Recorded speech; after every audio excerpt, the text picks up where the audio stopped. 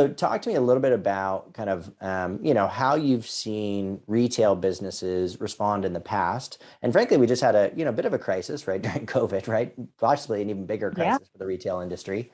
How have you seen them respond? So when everything, the markets get, volatile, a little scary, like how do you see the leaders respond? And particularly when it comes to kind of sales and marketing spend as well, just because that's obviously our industry that we're in. Talk about that a little bit. Yeah, so I think the best way to think about this is to go chronologically back to pre-pandemic and just remind ourselves that we were in an economic expansion period. On the back of the global financial crisis, one of the strongest 7-year cycles of economic expansion globally, but certainly in the US as well. And it was really an unprecedented time in terms of consumer access to information.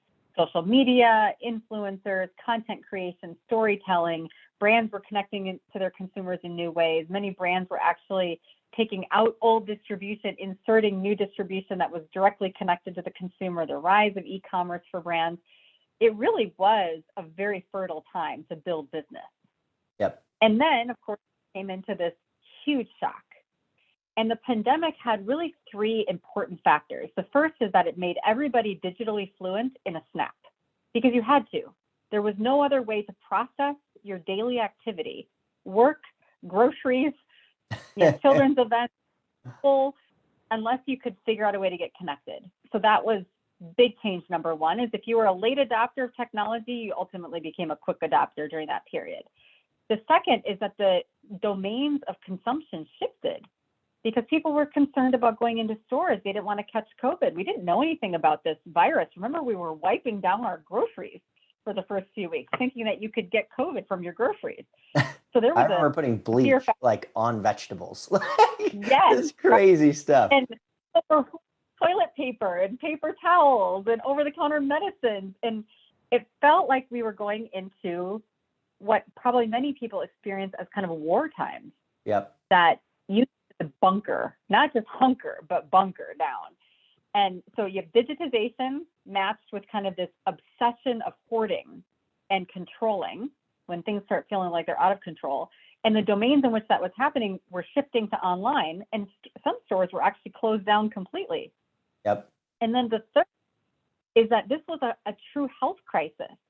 So we started to see just very extreme differences between the idea of safety and vulnerability.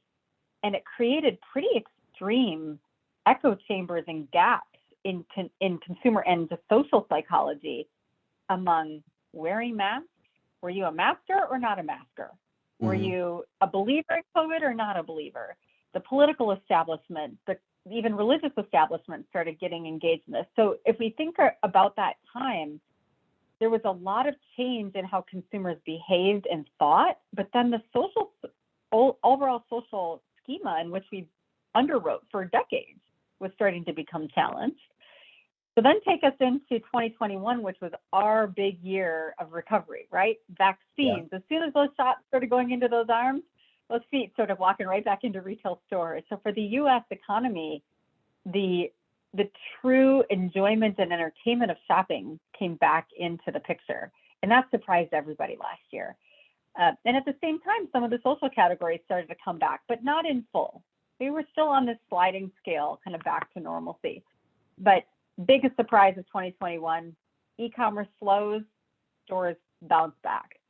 And as we've come into this year, now we start to see some of the long duration effects of the crisis, supply chain issues, and the globalization effect, right? The fact that we import so much from China and China's in lockdown, and how the entire world economy functions. Then you add in the Ukrainian war, and it adds some instability in our political climate, in our geopolitical climate, and then drives this spike in fuel, which again is an every week purchase for people. So when you're filling up 2 cars in those garages with gas, it's psychologically drum beating on the inflationary conditions. So even in just a short duration of time, we've gone from firing on all cylinders, great economic growth, people feeling very confident, to shock, what felt like a recovery, to realization that this is not over yet. And there are some real structural impacts. And I would just say from this week, again, because we're kind of real timing, some of these data points. When you have Amazon and Walmart and Target, three of the biggest retailers in the US, all facing massive inventory overages at the same time because they underwrote a consumer that no longer exists. That consumer was supposed to be spending like crazy and building out their goods investment. And what has happened is a consumer has locked up. Yeah. And that's concerning. And when it all happens at once. And so definitely some things to navigate through that weren't on investor radars. And I don't think for a lot of companies are on their radars either. So we're in recalibration right now.